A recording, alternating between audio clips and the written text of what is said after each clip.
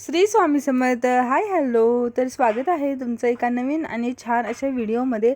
तर आता हे काही आपले व्लॉग आहेत ते गावाकडचे आहेत. तर गावाकडं मस्त सगळ्यांचा एन्जॉय चालू आहे. तर म्हटलं तुमच्यासोबत देखील हा शेअर करावा. तर आज आम्ही आहे ना लवकर पहाटेपासून आमची सकाळ झाली होती. तर पहाटेपासून सगळा पूजा पुरणपोळीचा स्वयंपाक वगैरे तयार झाला होता. नंतर माझं आवरल्यानंतर मी माझ्याकडे आज देवपूजेचं काम होतं. देवपूजा वगैरे करून घेतली. तर आज आमच्या घरी एक कार्यक्रम आहे. तर तुम्हाला थंबनेलवरून समजलंच असेल की कार्यक्रम काय आहे वगैरे. तर आमच्याकडे कार्यक्रम आहे तो जागरण गोंधळाचा लग्नाचा. तर ते आमचं लग्नाचं जागरण गोंधळाचा आमचा कार्यक्रम बाकी होता. तर ते दोघा भावांचे मिळून एकत्र असं जागरण गोंधळाचा कार्यक्रम होणार आहे. तर त्याच्यासाठी सगळ्यात सकाळपासून तयारी चालू होती. अगदी पहाटे 3 वाजल्यापासून पुरणपोळीचा स्वयंपाक वगैरे चालू होता. आणि त्यानंतर आम्ही सकाळी मग इथं आमच्या गावातल्याच अंबाबाईच्या मंदिरामध्ये आलो. तर मंदिरात आल्यानंतर तिथं देवीला हार पोशाख आंघोळ वगैरे सगळं घालून नैवेद्य वगैरे अर्पण करतात. आणि त्याच्यासाठी सकाळी लवकर आम्ही आलो होतो, कारण दुपारपर्यंत ऊन वगैरे भरपूर राहते. आणि गावाकडं तर यावर्षी सगळ्यात जास्त उन्हाळा आहे.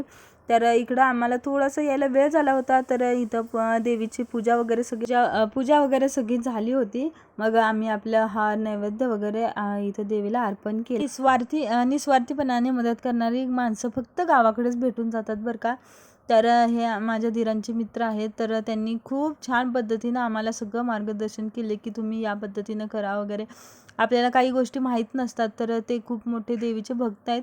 तर त्यांनी सगळं कसं करायचं काय वगैरे आम्हाला सकाळपासून ते होते ते रात्रीपर्यंत आमचा कार्यक्रम पूर्ण सगळा होईपर्यंत ते आमच्यासोबतच होते.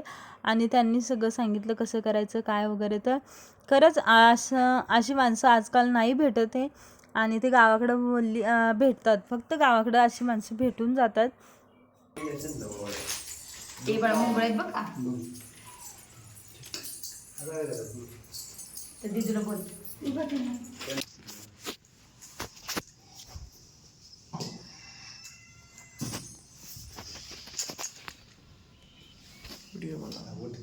इकडं उठून की इकडं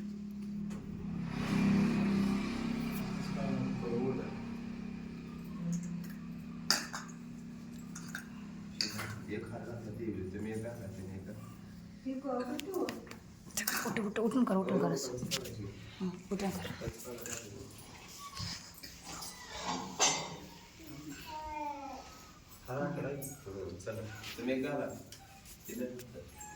पाय पडा उठा.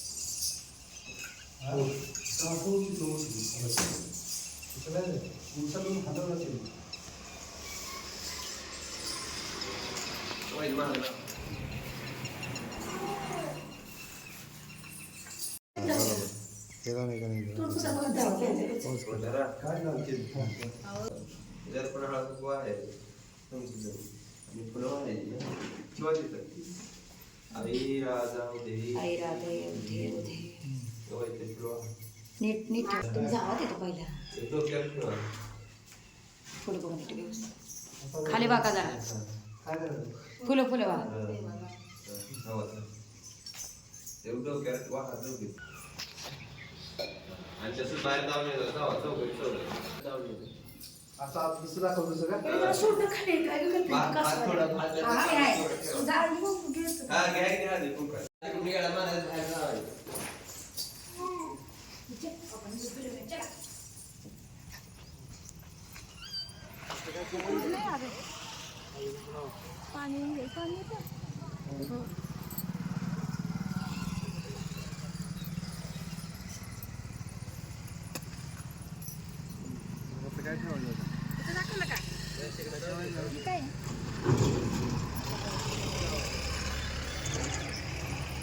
तिकडून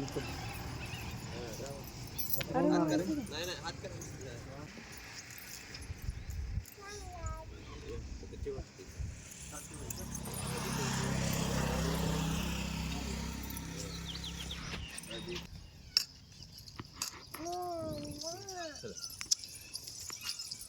नाही कुठे पाणी होतं जरा पाणी आता नाही यार बसलं जाऊ कधी बाय जाऊ दे तू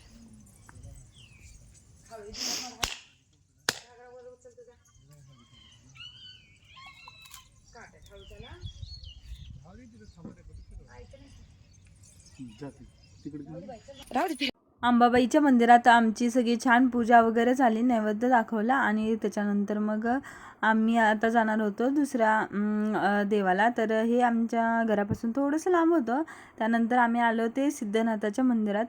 तर त्या देवालासुद्धा आज नैवेद्य वगैरे आणि पोशाख वगैरे देवाला हे करायचा होता. की आमच्या गावाकडे आहे एक अशी पद्धत की आपल्या घरी कार्यक्रम किंवा काही असेल त्यावेळेला इथं मंदिरात आवर्जून देवाला पोशाख वगैरे चढवतात. तर त्याच्यासाठीच आम्ही सगळे आलो होतो. घराचे सगळे आले नव्हते, जेवढे बाकीच्यांचं पण कामं वगैरे चालली होती, त्यामुळे आम्हीच एवढे 4-5 जण आलो होतो. तर मग तिथं देवाला नैवेद्य, हार, पोशाख, नारळ वगैरे सगळं हे केलं. तर आमच्या गावामध्ये आहे ना, जर तुम्ही देवाला पोशाख वगैरे करत असता म्हणजे पोशाख वगैरे करत असतो त्यावेळेला वाजत गाजत करत असतात. तर ढोल ताशाच्या आवाजात पोशाख देवाला चढवला जातो.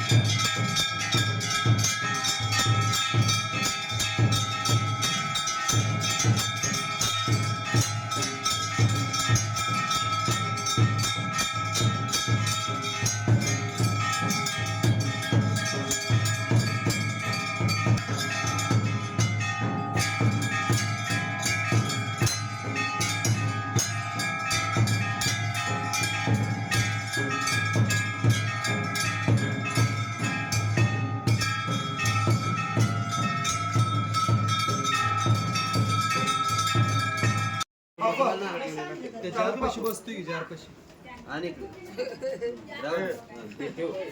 स्टँड आणू का?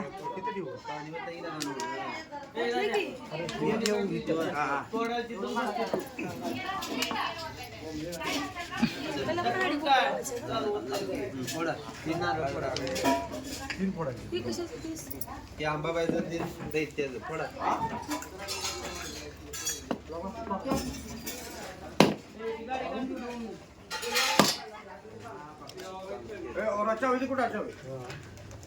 काढा दौड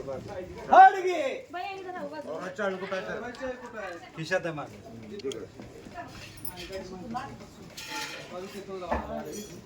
काय झालं पाया पडा फोडायची फोडायचं कशा खाली त्याला काय होते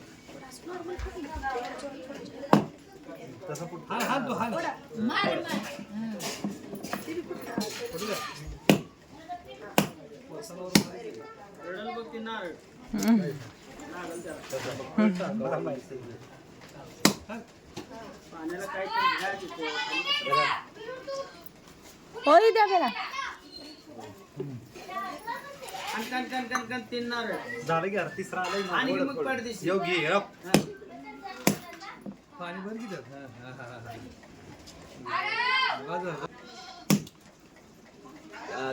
पारा ही घ्या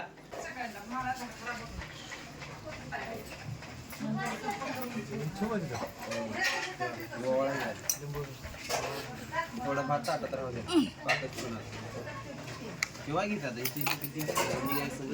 ती बारका जार आहे ना तुम्ही आणलेला मी तो भरून आणलाय की तिकडून घ्या ना तुम्हाला आतमध्ये. मला काय माहिती आज तुम्हाला आणलाय भरून ती हो येत आहे पलीकडे आजच ठेवा ना किचन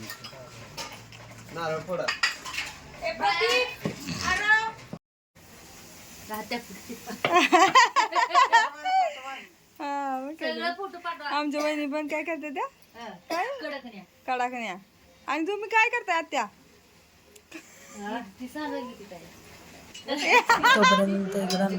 आणि व्हिडिओमध्ये छान सगळ्यांनी इंटरेस्ट देखील घेतला. तर इथं आमच्या घरात आहे ना म्हणजे जाऊबाई यांचा आणि माझ्या मावस सासू आहेत त्यांचं कडाकणी बनवायचं चालू होतं. तर आणि आता पाहुणे वगैरे भरपूर येणार तर त्यासाठी म्हणजे जारमध्येच आहे ना डायरेक्ट मी रसना बनवायला घेतला होता. म्हणजे जो अर्धा बनवला होता अर्धा जार आहे तो डायरेक्ट त्याच्यामध्ये जेणेकरून थंड पण राहील पाहुणे वगैरे येईपर्यंत. तर त्यासाठी ही चांगली आयडिया केली होती. तर हा व्हिडिओ कसा वाटला ते देखील तुम्ही नक्की कमेंट करून सांगा आणि याचा पुढचा पार्ट लवकरच येईल. तर स्टे कनेक्टेड. बाय.